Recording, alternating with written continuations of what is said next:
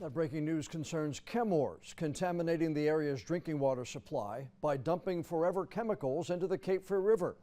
A group appointed by the United Nations Human Rights Council has raised several concerns about Chemours' contamination of the water supply. The group of independent human rights experts raised those concerns in letters to leaders at Chemours and its parent company, DuPont.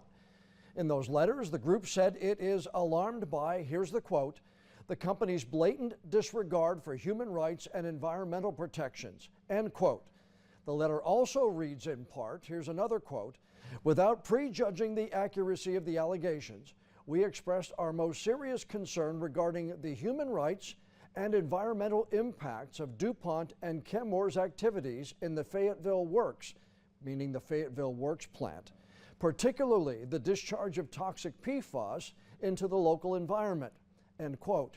Now, the letter also calls out the EPA, North Carolina Department of Environmental Quality, and the court system for what it calls inadequate enforcement and remedy of legal action. It also accuses Chemours of global PFAS contamination. In a response letter sent this week, Chemours sought to correct what it called mischaracterizations of the company and its plant where the PFAS contaminants flowed into the river. Now, you can read the letters and the company's response right now inside this story on our website.